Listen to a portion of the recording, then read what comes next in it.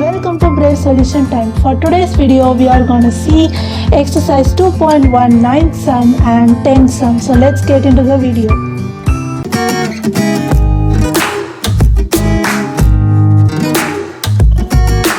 Ninth sum. A positive integer when divided by 88 gives the remainder 61. What will be the remainder when the same number is divided by 11? So என்ன சொல்லியிருக்காங்கன்னா ஏதோ ஒரு positive integer, so எந்த positive integer எந்த இன்டீஜர்னு சொல்லி பர்டிகுலராக அவங்க கொடுக்கல.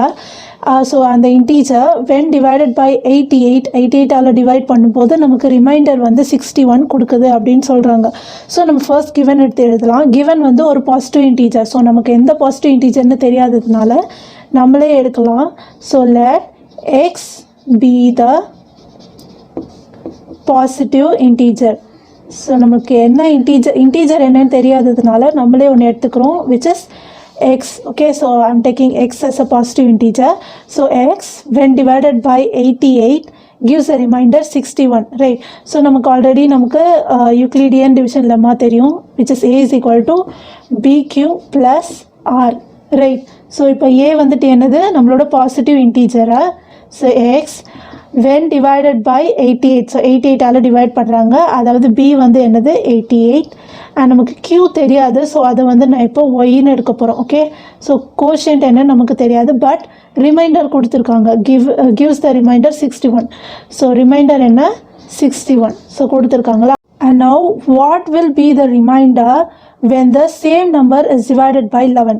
ஸோ சேம் நம்பர்னா என்ன சொல்ல வராங்கன்னா, ஆல்ரெடி அவங்க 88ன்னு ஒன்று கொடுத்துருக்காங்க அண்ட் 61ன்னு கொடுத்துருக்காங்க. ஸோ இந்த நம்பர் வந்துட்டு டிவிசிபிள் பை 11 அப்படின்னு பார்த்துட்டு அதோட ரிமைண்டரை நம்ம கண்டுபிடிக்கணும். ஸோ இங்கே பார்த்தீங்கன்னா ஃபர்ஸ்ட் நம்பர் வந்து கொடுத்துருக்கிறது 88. ஸோ அது வந்து டிவைடட் பை 11 பார்த்தா ஆப்வியஸ்லி அது டிவைடட் பை 11 தான். ஸோ இப்போ 88ன்னு போட்டோன்னு வைங்களேன், and 11 8s are 88, the remainder is 0 வருது. ஓகேவா, ஸோ இதை நம்ம எடுத்துக்க வேணாம். பட் இன்னொரு நம்பருக்கு பாருங்கள் 61. ஸோ இப்போ நம்ம என்ன கண்டுபிடிக்க போகிறோம்னா, இந்த 61 வந்துட்டு டிவிசிபிள் பை 11 இல்லையான்னு கண்டுபிடிச்சி அதோட ரிமைண்டர் தான் நம்ம கண்டுபிடிக்க போகிறோம். பிகாஸ் 88ஓட ரிமைண்டர் 0 நமக்கு ஆல்ரெடி தெரியும். ஸோ நம்ம 61 ட்ரை பண்ண போகிறோம். ஓகே, ஸோ 61 நம்ம என்ன இந்த ஈக்குவேஷனில் போட போகிறோம். 61 and 11 கரெக்டாக. ஸோ ஹையஸ்ட் நம்பர் வந்துட்டு 61 தான், அதனால் அதை வந்து நான் ஏல போட்டுக்கிறேன். அண்ட் பி 61 எதால் டிவைட் பண்ண போகிறோம், 11 டிவைட் பண்ண போகிறோம் கரெக்டாக. ஸோ 11 அண்ட் நமக்கு கோஷியன்ட் என்னன்னு தெரியணும், ப்ளஸ் ரிமைண்டரும் என்னன்னு தெரியணும் கரெக்டாக. லெட்ஸ் டிவைட் 61 உள்ள இருக்கும் and then 11. So 11 5s are we can say it as 55. So therefore 61 minus 55 will get an answer 6. So this is our remainder and this is our quotient, right? So our quotient is 5 and the remainder is 6. So therefore we have found that as 6 is the remainder. Okay, so therefore question ல என்ன கேட்டிருக்காங்க, what will be the remainder when the same number is divided by 11. So இந்த number divided by 11 அப்போது நமக்கு reminder என்ன கிடைக்குது அப்படின்னு கேட்டிருக்காங்க. நம்மளோட ரிமைண்டர் என்ன 6. Okay, so 6 is the reminder. So இப்போ புரிஞ்சுதா. இப்போ 10th sum பார்க்கலாம். Prove that two consecutive positive integer are always co-prime. So என்ன சொல்லியிருக்காங்கன்னா, 2 consecutive positive integer are always co-prime சொல்லி நம்ம ப்ரூவ் பண்ணணும். ஓகேவா, ஸோ ஃபர்ஸ்ட் நான் உங்களுக்கு கன்சிக்யூட்டிவ் பாசிட்டிவ் இன்டீஜர்னா என்னென்னு சொல்லிடுறேன் அண்ட் கோப்ரைம்னா என்னென்னு சொல்லிடுறேன். So first thing, what is a consecutive positive integer? So என்ன சொல்லியிருக்காங்க, இங்கே 2 தான் சொல்லியிருக்காங்க. அதாவது கன்சிக்யூட்டிவ் பாசிட்டிவ் இன்டீஜர்னா, ஃபர்ஸ்ட் பாசிட்டிவ் இன்டீஜர்னா தெரியும் உங்களுக்கு positive numbers, and consecutive positive இன்டீஜர்னா கண்டினியூஸாக இருக்க பாசிட்டிவ் இன்டீஜர், அதாவது 1,2 இல்லை 2,3 இல்லை 5,6 4,5. ஸோ கண்டினியூஸாக இருக்கணும். 2க்கு அப்புறம் என்ன வரும் 3 வரும், அதே மாதிரி 5க்கு அப்புறம் 6 இல்லை 1 2 3 இதெல்லாமே கன்சிக்யூட்டிவ் பாசிட்டிவ் இன்டீஜர்ஸ் தான். இங்கே 2 மட்டும் கேட்டிருக்கிறதுனால நம்ம ஏதாவது ஒரு 2 நம்பர் மட்டும் எடுக்கலாம், 1 2ன்னு எடுக்கலாம் இல்லை 2 3ன்னு எடுக்கலாம். பட் அது வந்து கண்டினியூஸாக இருக்கணும். இல்லை இப்போ நம்ம 10 எடுத்துக்கிட்டோம்னா 11ன்னு எடுக்கணும். ஸோ இதுதான் நம்மளோட கன்சிக்யூட்டிவ் பாசிட்டிவ் இன்டீஜர்ஸோட எக்ஸாம்பிள். ஓகே, ஸோ ஏதாவது கண்டினியூஸாக இருக்க நம்பர். ஸோ இதுதான் நம்மளோட கன்சிக்யூட்டிவ் பாசிட்டிவ் இன்டீஜர்ஸ். அண்ட் நம்ம இப்போது கோப்ரைம்னா என்னென்னு பார்க்கலாம். கோப்ரைம் இஸ் நத்திங் பட் இப்போ நான் வந்து ஃபார் எக்ஸாம்பிள் 2 and 3 அப்படின்னு சொல்லி எடுக்கிறேன் ஓகேவா. ஸோ 2ஓட ஃபேக்டர்ஸ் என்னெல்லாம் இருக்கும், 1 into 2 2ஆக இருக்கும், இல்லை 2 into 1 வந்துட்டு 2ஆக இருக்கும். அதே மாதிரி 3ஓட ஃபேக்டர்ஸ் 1 into 3 வந்துட்டு 3ஆக இருக்கும், இல்லை 3 into 1 வந்துட்டு 3ஆக இருக்கும். ஸோ இதோட ஹெச்சிஎஃப் அதாவது ஹையஸ்ட் காமன் ஃபேக்டரை பார்த்தீங்கன்னா 1. அதாவது இங்கே இந்த 2க்கு வந்துட்டு 1 இருக்குது, அதே மாதிரி 3க்கு 1 இருக்குது. ஸோ ரெண்டுத்தோட காமன் இது என்னது 1 தான், மல்டிப்ளைட் பை 1. ஸோ அதோட காமன் ஃபேக்டர் வந்து 1. ஸோ இப்போது இதை வந்துட்டு நம்ம கோப்ரைம்னு சொல்லலாம். ஸோ இந்த ரெண்டு நம்பருமே நம்மளோட இது வந்து கோப்ரைம் அப்படின்னு நம்ம சொல்லலாம். ஸோ இன்னொரு எக்ஸாம்பிள் சொல்கிறேன் கேளுங்க. 3,6ன்னு எடுத்துக்கிறேன். அண்ட் இங்கே பார்த்தீங்கன்னா இதோட காமன் ஃபேக்டர் 3 into 1ன்னு இருக்கும். அண்ட் இதோட இது பார்த்தீங்கன்னா 6 into 1ன்னு இருக்குது, 2 into 3s are 3 into 2s are இந்த மாதிரிலாம் இருக்குது கரெக்டாக. ஸோ இங்கே பார்த்தீங்கன்னா காமன் ஃபேக்டர் என்ன இருக்குது, இங்கே 3 into 1 இருக்குது, அதே மாதிரி இங்கே என்ன இருக்குது 3 இருக்கா. ஸோ இங்கே வந்து காமன் ஃபேக்டர் என்ன, ஹையஸ்ட் காமன் ஃபேக்டர் வந்து என்னது 3 தான். ஸோ இங்கே ஹெச்சிஎஃப் வந்துட்டு 3. ஸோ இதை வந்துட்டு என்ன சொல்ல முடியாது, நம்ம கோப்ரைம்னு சொல்ல முடியாது. பிகாஸ் நமக்கு காமன் ஃபேக்டர் எப்போவுமே 1 வரணும். 1 வந்தால் தான் அதை வந்து நம்ம கோப்ரைம்னு சொல்ல முடியும். ஸோ இதுதான் கோப்ரைமோட டெஃபினிஷன். இப்போ ஏதாச்சும் நம்பர் நம்ம எடுத்துக்கிட்டோம்னா 2 நம்பர்ஸ் எடுத்துக்கிட்டோம்னா அந்த 2 நம்பரோட ஹெச்சிஎஃப் 1ன்னு வந்துச்சுன்னா நம்ம அதை கோப்ரைம்னு சொல்லலாம் ஓகேவா. ஸோ வேறு இன்னும் எக்ஸாம்பிள் சொல்கிறேன் பாருங்கள். ஃபார் எக்ஸாம்பிள் நம்ம 5,7 அப்படின்னு எடுத்துக்கிட்டோம்னா இதோடது வந்து என்னது ஃபேக்டர்ஸ் வந்து 5,1 இருக்கும், இல்லை 1 into 5 இருக்கும். அதே மாதிரி 7க்கு வந்து 7 into 1 இல்லை 1 into 7. இதுக்கு காமன் ஃபேக்டர் பார்த்தீங்கன்னா ஹையஸ்ட் காமன் ஃபேக்டர் வந்துட்டு 1 தான். அப்போ என்ன சொல்லலாம், நீங்கள் 1 is a coprime, I mean 5 and 7 is a coprime அப்படின்னு சொல்லலாம் okay. Because highest common factor வந்து 1 வந்திருக்கு. ஸோ இதுதான் நம்ம கோப்ரைமோட டெஃபினிஷன்.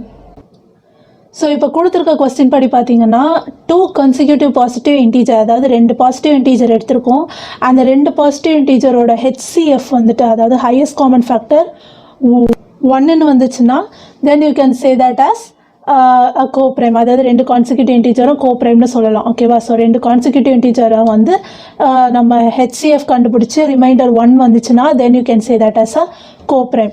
ஸோ ஃபர்ஸ்ட் நம்ம 2 consecutive பாசிட்டிவ் இன்டீஜர் என்னன்னு பார்க்கலாம். ஸோ 2 consecutive இன்டீஜரோட ஜென்ரல் ஃபார்ம் எப்படி இருக்கும்னா n, n+1 இருக்கும். So let n, n+1 be the 2 consecutive integers ஓகேவா. ஸோ ஏன் நான் n into n+1 இருக்கிறேன்னா நான் ஆல்ரெடி உங்களுக்கு எக்ஸாம்பிள் சொன்னேன். இப்போ நான் ஃபார் எக்ஸாம்பிள் 3,4 அப்படின்னு எடுத்துக்கிட்டேன்னா இப்போ இதை நான் என்னன்னு எடுத்துக்கிறேன்.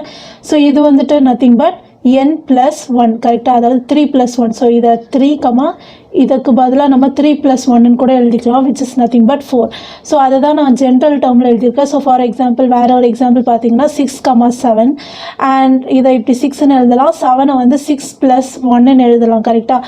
ஸோ அதை தான் நான் இந்த மாதிரி ஜென்ரலாக எழுதியிருக்கேன், என்னன்னு எடுத்திருக்கேன் அண்ட் இதை வந்து n+1 எடுத்திருக்கேன் ஓகே. ஸோ இப்போ நம்ம இந்த 2 இன்டீஜர்ஸ்க்கும் நம்ம என்ன பண்ண போகிறோம், இப்போது ஹெச்சிஎஃப் கண்டுபிடிக்க போகிறோம். ஸோ இந்த ஹெச்சிஎஃப் வந்துட்டு ஆன்சர் 1ன்னு வந்துச்சுன்னா ஓகேவா. ஸோ ஆன்சர் 1ன்னு வந்துச்சுன்னா நமக்கு என்ன வரும், இது வந்து ஒரு கோப்ரைம் அப்படின்னு நம்ம சொல்லலாம் okay. So according to coprime definition of coprime. So நான் n,n+1ஓட ஹெச்சிஎஃப் கண்டுபிடிக்க போகிறோம். ஆல்ரெடி நமக்கு யூக்ளிடியன் டிவிஷன் லெம்மா என்னன்னு தெரியும், என்னது a is equal to bq plus r கரெக்டாக. So equal to BQ + R. So இந்த ரெண்டில் ஹையஸ்ட் நம்பர் எதுன்னு பார்த்தீங்கன்னா n+1 தான். ஸோ n+1 உங்களுக்கே தெரியும், இதுதான் இருக்கிறதுலே ஹையஸ்ட் நம்பர் இந்த 2 நம்பரை கம்பேர் பண்ணும்போது. ஸோ a இருக்கிற இடத்துல நம்ம n+1 சப்ஸ்டியூட் பண்ணுறோம், விச் இஸ் ஈக்குவல் டு அப்போ b வந்துட்டு என்னவாக இருக்கும், n-ஆக இருக்கும். அண்ட் நமக்கு கோஷியன்ட் வந்துட்டு என்னன்னு தெரியாது கரெக்டாக. ஸோ என்ன பண்ணுவோம், நம்ம இப்போ டிவைட் பண்ணுவோம், கோஷியன்ட் தெரியாது ப்ளஸ் ரிமைண்டரும் நமக்கு என்னன்னு தெரியாது. So let's divide. இப்படி பார்த்தோம்னா n+1 வந்து உள்ளே இருக்கும் அண்ட் தென் n வச்சு தான் நம்ம இப்போ டிவைட் பண்ண போகிறோம். So first thing n into ones are நமக்கு என்னது n இன்ட்டு ஒன் வந்து நமக்கு n கிடைக்கும் கரெக்டாக, டிவைடட் பை சாரி அப்போ n மைனஸ் n வந்து நமக்கு 0 கிடைக்கும் கரெக்டாக. சப்ராக்ட் பண்ணால் பேலன்ஸ் இங்கே என்ன இருக்குது, 1 இருக்குது. ஸோ நமக்கு என்ன கடைசியாக கிடச்சிருக்கு, ரிமைண்டர் வந்து 1ன்னு கிடச்சிருக்கு.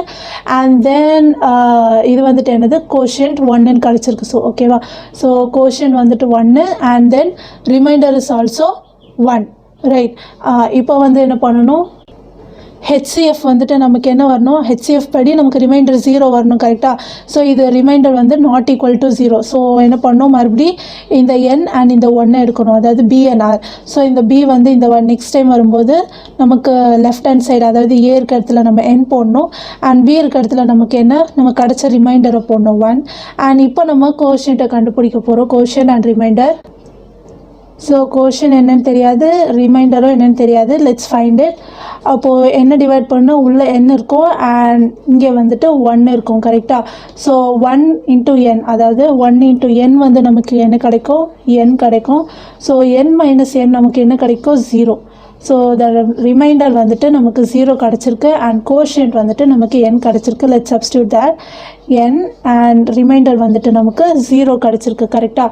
ஸோ இங்கே உங்களுக்கு தெரியும், here the remainder is 0, so therefore the remainder is 0. and நீங்கள் இதோட HCF என்னன்னு பார்த்தீங்கன்னா என்னது, 1 கரெக்டாக. so the HCF of n, n plus 1 is 1. So therefore நம்ம என்ன கண்டுபிடிச்சிருக்கோம், இதோட HCF வந்து 1ன்னு கண்டுபிடிச்சிருக்கோம். அதாவது நம்ம கோப்ரைம்னா என்ன, நமக்கு ஆன்சர் வந்து 1H, ஹையஸ்ட் காமன் ஃபேக்டர் 1ன்னு வந்துச்சுனாலே நம்ம அதை வந்து கோப்ரைம்னு சொல்லலாம். ஸோ இங்கே வந்து 2 கன்சிக்யூட்டிவ் டேர்ம் எடுத்து அதோட HCF வந்து 1ன்னு கண்டுபிடிச்சிருக்கோம். So therefore you can say that hence the 2 consecutive numbers are always co-prime.